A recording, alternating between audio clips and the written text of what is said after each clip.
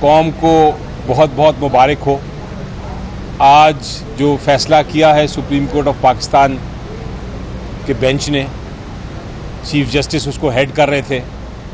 आज जो फ़ैसला किया है उसमें बड़ा वाज़े कर दिया है कि इलेक्शंस जो हैं आइन के तहत 90 दिन के अंदर ही होने होते हैं। इलेक्शंस 90 दिन से आगे नहीं हो सकते। सुप्रीम कोर्ट ने कहा है आइन में चूंकि लिखा है वाज़े तौर पे कि आपने इलेक्शन 90 दिन में ही कराने हैं, इसलिए इलेक्शन कमीशन ऑफ पाकिस्तान के पास भी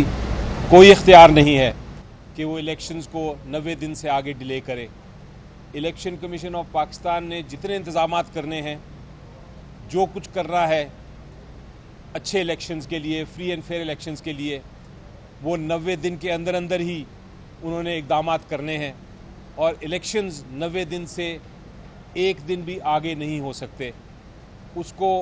इस्तेमाल किया है अदालत ने लफ्ज़ कि ये एक कॉन्स्टिट्यूशनल इम्पेरेटिव है, ये एक मैंडेटरी प्रोविज़न है, यानी कि ये कंपल्सरी है। इसकी पाबंदी हर इदारे पे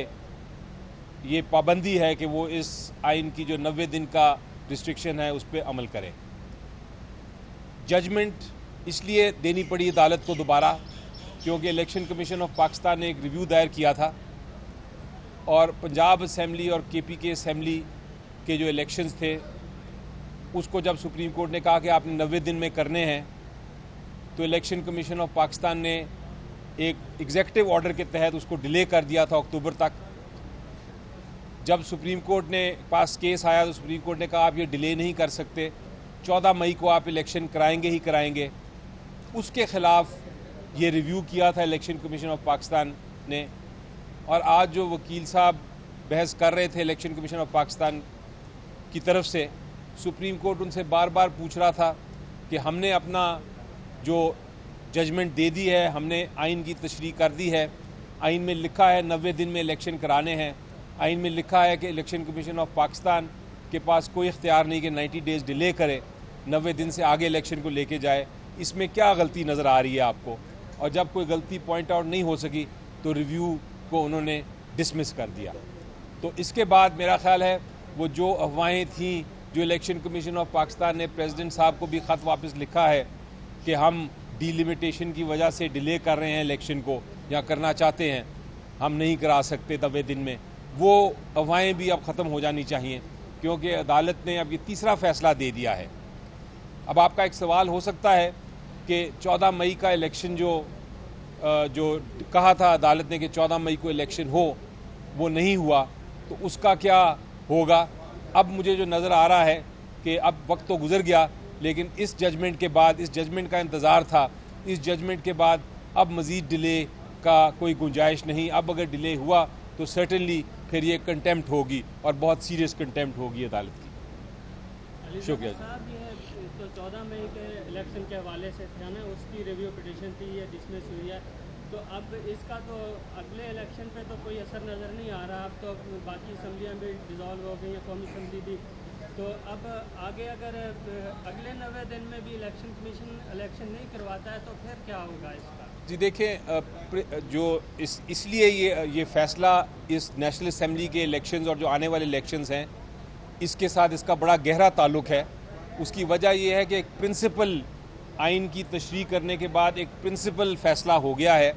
और इन प्रिंसिपल फ़ैसला ये है कि आइन में 90 दिन में इलेक्शन कराने ही कराने हैं, चाहे वो नेशनल असम्बली के हों चाहे वो प्रोविंशियल असम्बली के हों। तो ये जो जजमेंट है ये अब नेशनल असम्बली के जो और बाकी जो प्रोविंशियल असम्बलीज़ के इलेक्शन हैं जो आने जा रहे हैं उनके ऊपर पूरी तरह लागू होता है, क्योंकि इलेक्शन कमीशन ऑफ पाकिस्तान को अब ये क्लैरिटी आ गई है कि वो 90 दिन से आगे इसको एक्सटेंड नहीं कर सकते। मुझे अब उम्मीद है कि इस जजमेंट के बाद immediately election commission of Pakistan जो कि मुशावरत कर रहा है मुख्तलिफ पार्टी से इलेक्शंस के बारे में, अब वो इलेक्शन की डेट प्रेसिडेंट साहब के साथ मिल के अनाउंस कर देगा। तो अगर अब जो पिछले इलेक्शन की जो हुआ है और आगे भी इलेक्शन नहीं करवाता है इलेक्शन कमीशन 90 दिन में,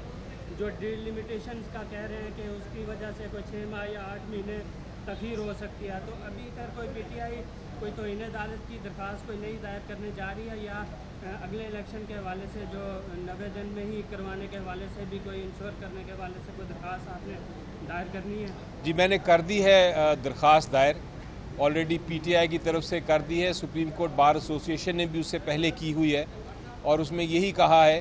कि आप प्रेसिडेंट साहब को भी डायरेक्ट करें और इलेक्शन कमीशन को भी डायरेक्ट करें कि नेशनल असम्बली और प्रोविंशियल असम्बलीज़ के इलेक्शन 90 दिन के अंदर अंदर कोई डेट अनाउंस कर दें और उसके बाद इलेक्शन शेड्यूल भी बना दें और इलेक्शंस फ्री एंड फेयर कराएं। हमने उस पिटिशन में ये भी चैलेंज किया है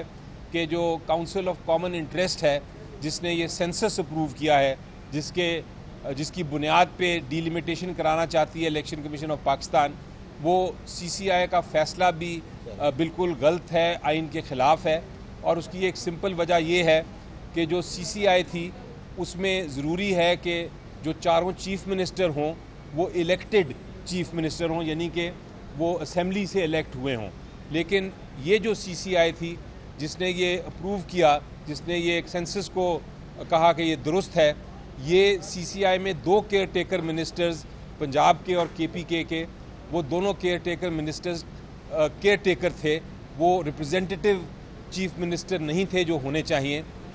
ये बड़ा साफ वाजे है कि वो 51% पॉपुलेशन जो है पाकिस्तान की उसको रिप्रेजेंट नहीं कर रहे थे, ना वो पंजाब के लोगों को रिप्रेजेंट कर रहे थे, ना वो केपीके के लोगों को रिप्रेजेंट कर रहे थे। इसलिए कोई वो ऐसा फैसला नहीं कर सकते सेंसस के बारे में जो कि पूरे के पूरे प्रोविंस के लोगों के ऊपर वो लागू हो जाए। ये कॉन्स्टिट्यूशन, हमारा आइन भी ये कहता है, इलेक्शन एक्ट भी ये कहता है कि केयर टेकर्स कोई अल्टीमेट फाइनल फैसला नहीं कर सकते, वो सिर्फ स्टेटस को वाले फैसले कर सकते हैं। तो चूँकि इस सीसीआई में 2 केयर टेकर मिनिस्टर्स थे, चीफ मिनिस्टर्स, इसलिए उनका फ़ैसला जो है वो फाइनल फ़ैसला नहीं है और उस फैसले के तहत जो इलेक्शन कमीशन है डिलिमिटेशन नहीं कर सकता। ये वाली पिटिशन भी हमने सुप्रीम कोर्ट में दायर कर दी है। उसकी अब ये केस आया है, आज जो फैसला हुआ है, उसका यकीनी तौर पे उस केस पे भी बड़ा गहरा और क्लियर कट असर होगा।